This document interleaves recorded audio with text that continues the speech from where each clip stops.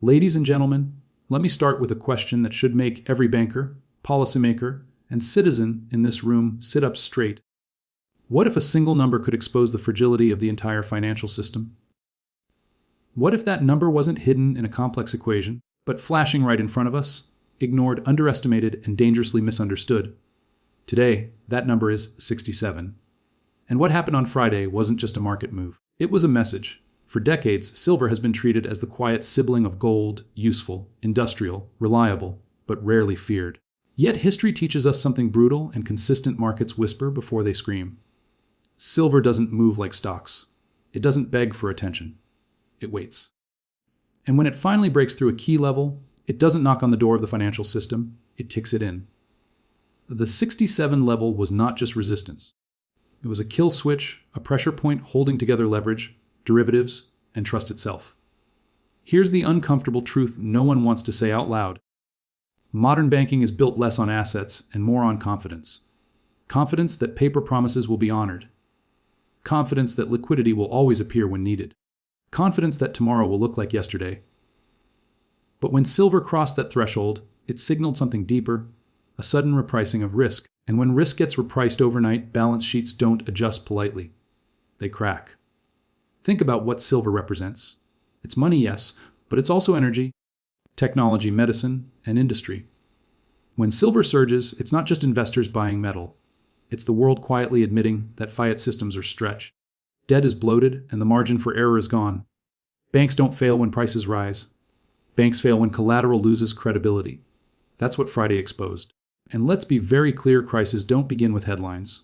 They begin with mechanics, with margin calls, with liquidity mismatches, with overnight funding that doesn't roll over. By the time the public hears the word crisis, the damage is already done. The 67 trigger wasn't the explosion, it was the alarm. And alarms are useless if everyone pretends they can't hear them. But this moment is not just about fear. It's about awareness. Every economic rupture in history has created two groups, those who panic and those who prepare. Those who cling to narratives and those who study signals. Silver crossing that line is not destiny, it's information. And information, when understood early, is power. Silver is a systemic signal, not a speculative asset. The break above 67 represents a structural warning, not short-term volatility. Historically, sharp moves in silver reflect stress in monetary confidence, leverage, and global liquidity conditions. The 67 level as a leverage threshold. This price point acted as a trigger for margin calls, derivative exposure resets, and collateral revaluation across financial institutions, amplifying balance sheet risk within the banking system. Banking fragility rooted in confidence, not capital. Modern banks rely heavily on trust and continuous liquidity. When hard assets like silver surge, it signals declining faith in fiat, backed promises, and exposes maturity and liquidity mismatches. Collateral repricing and liquidity stress. Rising silver prices force a rapid reassessment of collateral quality, increasing funding costs and reducing interbank lending.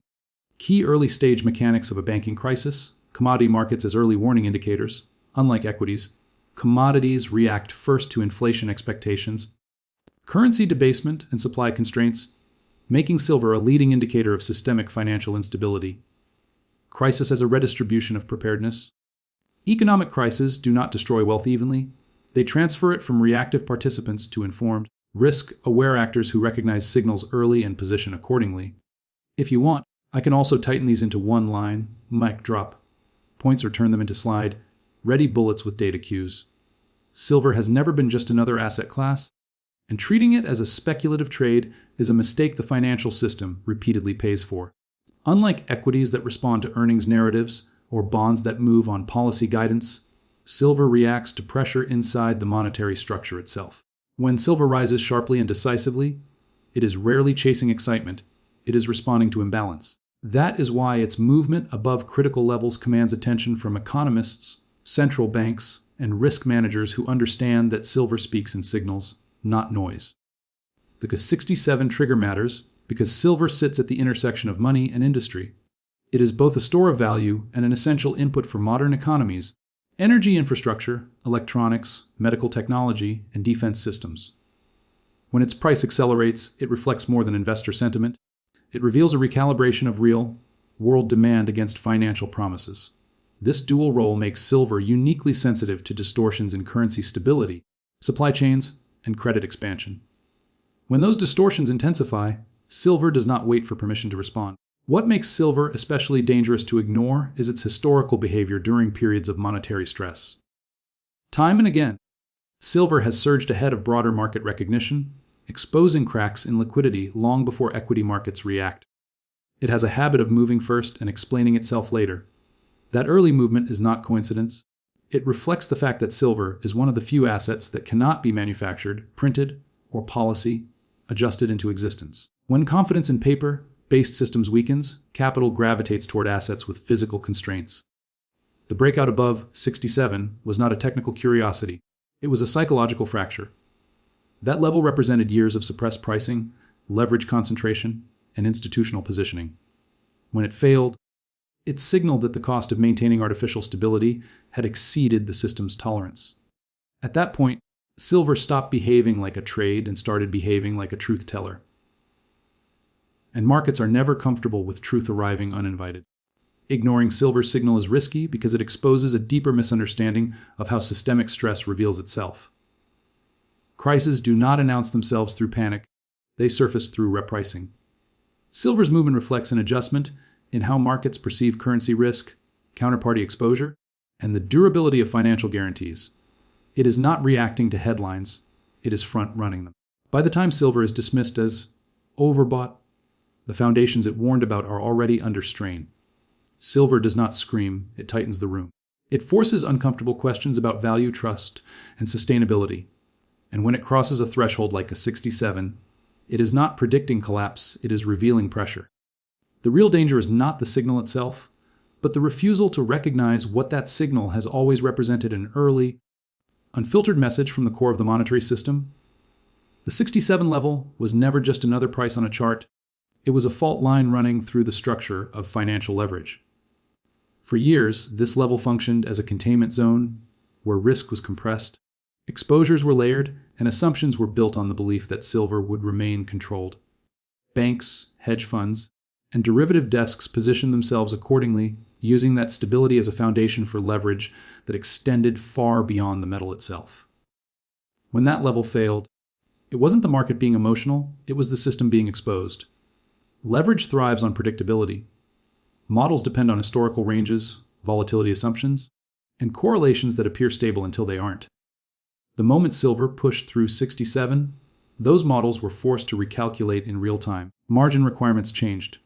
Value at risk metrics spiked. Positions that once appeared hedged suddenly weren't. What had been manageable exposure transformed into immediate liability, not because the metal moved irrationally, but because leverage magnified the move beyond tolerance. Derivatives played a critical role in amplifying this threshold effect. Futures, options, and structured products tied to silver pricing were constructed around key resistance levels, with significant open interest clustered just below the 67 mark. As price breached that zone, automated risk systems triggered margin calls and forced liquidations. This mechanical response created a feedback loop. Rising prices triggered forced buying or selling, which in turn accelerated price movement. In such moments, markets stop trading on judgment and start trading on obligation. The deeper issue lies in how silver is used as collateral within the financial system. When a leveraged asset revalues sharply, it disrupts the balance sheets of institutions that rely on it to secure short-term funding. The breach of 67 forced a reassessment of collateral adequacy, increasing haircuts and tightening liquidity at precisely the moment institutions needed flexibility. What looked like a commodity rally quickly translated into stress within repo markets and interbank financing channels. This is how price becomes pressure. The trigger was not psychological panic, but contractual reality. Leverage does not fail slowly, it snaps. When thresholds are crossed, institutions are compelled to act regardless of broader economic narratives. The market does not wait for consensus, and it does not grant grace periods. It enforces discipline instantly and without emotion. What makes this moment especially dangerous is that leverage today is more interconnected than ever. A move in silver does not remain isolated within commodity markets.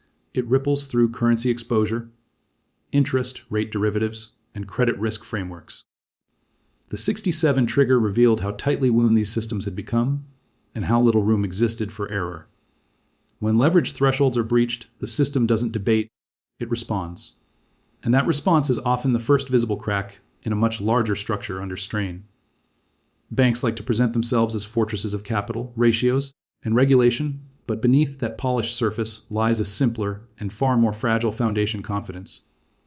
Confidence that deposits will remain, that counterparties will perform, that tomorrow's liquidity will arrive on time.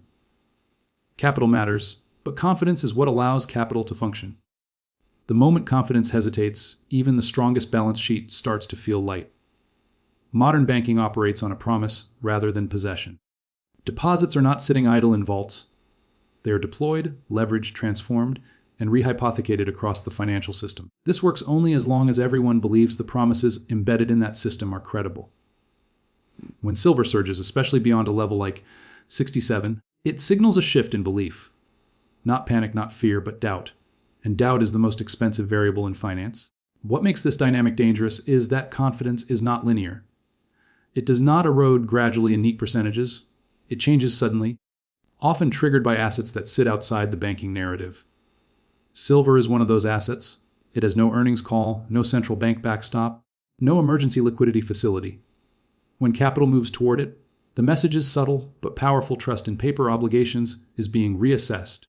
Banks are particularly vulnerable because they rely on short-term funding to support long-term assets. This maturity mismatch is sustainable only in a world where refinancing is assumed, not questioned. Rising silver prices challenge that assumption. They force market participants to ask uncomfortable questions about inflation durability, currency stability, and counterparty risk. And once those questions are asked, confidence no longer flows automatically. The fragility becomes visible when institutions start protecting themselves. Interbank lending tightens. Collateral requirements rise.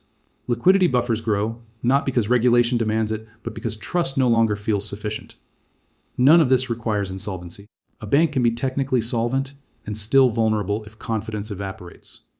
History has proven this repeatedly, from liquidity crisis to sudden funding freezes that arrive without warning. The irony is that confidence is hardest to measure precisely because it disappears before it can be quantified. Stress tests assume scenarios. Confidence reacts to signals. Silver's movement acts as one of those signals, quietly reminding markets that value does not originate from balance sheet entries alone. It originates from belief in the system that supports them. When confidence weakens, behavior changes faster than policy can respond. Depositors hesitate. Investors demand higher returns for perceived risk. Counterparties shorten durations and widen spreads. None of this requires a headline-grabbing failure. It unfolds in mechanics, not announcements.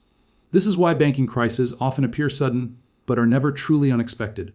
The warning signs emerge in places that do not require permission to speak. Silver speaks early because it does not depend on confidence to exist. And when confidence begins to waver, that independence becomes impossible to ignore.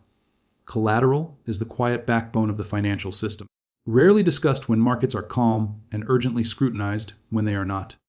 It is the unspoken guarantee behind lending, leverage, and liquidity. When collateral is trusted, money moves freely. When collateral is questioned, everything slows. The surge in silver prices did more than attract attention.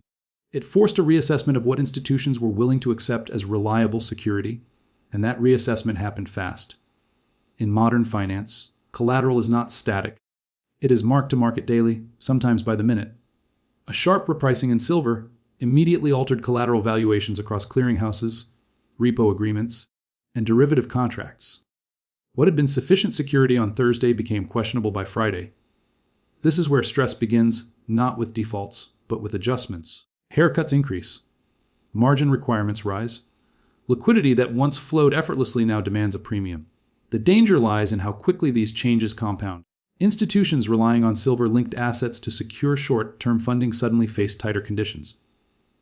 To maintain positions, they were required to post additional collateral or unwind exposure. Neither option is neutral. Posting more collateral drains liquidity from other areas. Unwinding positions pushes prices further, intensifying the very stress institutions are trying to escape. This is not panic behavior. It is rational response under pressure. Interbank lending feels this tension almost immediately. Banks lend to one another based not just on rates, but on confidence and collateral quality. When that quality is repriced upward in volatility, lenders pull back. Tenors shorten, spreads widen. Overnight funding becomes harder to roll. Liquidity doesn't vanish, it retreats. And when liquidity retreats, even healthy institutions begin to behave defensively. What makes this especially powerful is the speed. Policy moves slowly. Risk repricing does not. The moment silver surged, risk managers recalculated exposure across portfolios tied to commodities, currencies, and inflation-sensitive assets. This forced a broader tightening of credit conditions, not because regulators demanded it, but because markets enforced it. The system was not waiting for permission to de-risk. There is a misconception that banking crises start with losses. More often, they start with friction. Transactions take longer. Financing costs creep higher. Counterparties ask for more assurance. These are early symptoms of liquidity stress, and they often emerge when collateral no longer feels predictable. Silver's move challenged predictability. The real hook is this: liquidity stress does not announce itself loudly. It whispers through higher margins, cautious lending, and shrinking balance sheet flexibility. By the time it becomes visible to the public, the adjustments have already reshaped the system. When collateral is repriced, trust is renegotiated. And when trust is renegotiated under pressure, the financial system reveals just how tightly it was stretched all along. Equity markets are loud, narrative-driven, and constantly reassured by policy intervention. Commodity markets are different. They do not wait for earnings guidance, press conferences, or forward-looking statements. They react to pressure that already exists. That is why commodities, and silver in particular, have historically functioned as early warning systems for financial instability. They move when something beneath the surface is tightening, long before the broader market feels discomfort. Silver responds first because it sits closest to real economic friction. It is sensitive to inflation expectations, currency credibility, energy costs, and industrial demand all at once. When these forces begin to pull in the same direction, silver absorbs the tension. It does not speculate on future narratives, it reflects present conditions. This makes its movements especially revealing during periods when official messaging insists stability is intact. When silver breaks out decisively, it often contradicts prevailing confidence. That contradiction is the hook markets ignore at their own risk. Rising silver prices suggest that purchasing power is being questioned and that the cost of real goods is no longer aligned with financial representations. This divergence matters because financial systems are built on the assumption that currency stability will anchor asset pricing. When commodities challenge that assumption, the foundation begins to shift. Unlike equities, which can be supported through liquidity injections and sentiment management, commodities are constrained by physical reality. Supply cannot be printed. Production cannot be accelerated overnight without cost. When demand pressures rise, prices respond immediately. Silver captures this reality with uncomfortable honesty. It exposes inflation not as a statistic, but as a lived economic force embedded in materials and energy. Currency markets also feel this signal. A rising silver price often reflects declining confidence in fiat currencies, especially when the move is sharp and sustained. This does not require a currency collapse. It requires skepticism, and skepticism alone is enough to reshape capital flows. Investors begin seeking assets that cannot be diluted by policy decisions, and that shift happens quietly, ahead of consensus recognition. History reinforces this pattern. Periods of monetary stress, rising debt burdens, and policy overreach have consistently been preceded by strength in commodities. Silver, in particular, has a reputation for moving ahead of inflation data and financial stress indicators. It does not forecast outcomes, it reveals imbalance. The danger is that early warning indicators are often dismissed because they do not align with dominant narratives.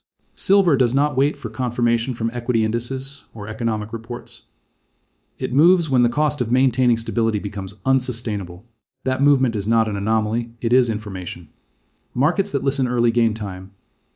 Markets that ignore early signals lose optionality. Silver's behavior forces a reassessment of comfort, assumptions, and complacency. It asks a simple but unsettling question: if the real economy is repricing value now, how long can financial markets pretend nothing has changed? Economic crises are often described as destructive events, but that framing misses a more precise truth. Crises are not random explosions of chaos, they are moments of forced clarity. They expose who understood risk, who respected signals, and who relied on comfort. Wealth is rarely destroyed evenly in these moments. It is redistributed, often rapidly, from those who react late to those who prepared early. Preparedness in economics is not about prediction, it is about positioning. Those who study systems rather than stories recognize that instability leaves footprints before it arrives. Rising leverage, distorted pricing, compressed volatility, and hard assets breaking free from suppression are not surprises, they are warnings. When those warnings are ignored, the cost of adjustment rises exponentially. When they are recognized, they create opportunity. The uncomfortable reality is that most participants are trained to respond, not anticipate. Policy frameworks encourage trust. Market narratives reward optimism. Risk is often treated as a temporary inconvenience rather than a structural variable. In that environment, preparedness feels unnecessary until it becomes essential. Crises punish the assumption that the tomorrow will resemble yesterday. This is where redistribution begins. Capital does not vanish, it moves. It moves away from fragile structures toward resilience. It moves away from excessive leverage toward liquidity. It moves away from promises toward proof. Those shifts favor actors who understand optionality, who maintain flexibility when others maximize exposure. In financial history, the winners of crisis periods are rarely the boldest traders, they are the most disciplined risk managers. Preparedness also reshapes behavior under pressure. When volatility rises, unprepared participants are forced into action at the worst possible moment. They sell to meet margin calls, liquidate to restore liquidity, and accept unfavorable terms because time is no longer on their side.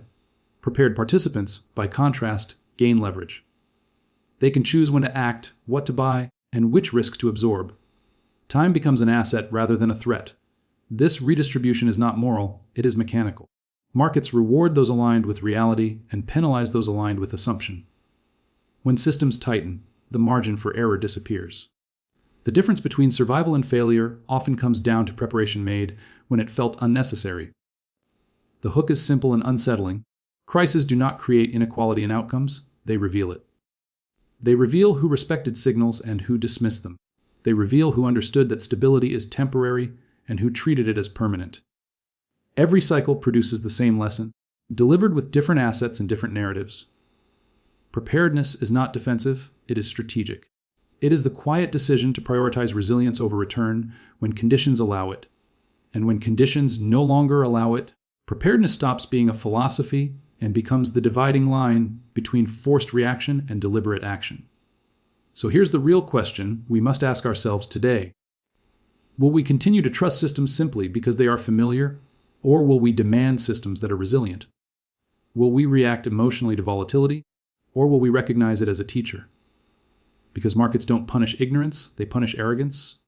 They punish the belief that this time is different, without evidence to support it. Let me leave you with this. Every generation faces a moment when the illusion of stability collides with reality. For some, it was housing. For others, it was tech. Today, it may be commodities and confidence itself. The 67 trigger is not just about silver. It's about a world recalibrating what real value means. And those who understand that shift won't just survive the next chapter of economic history, they'll help write it.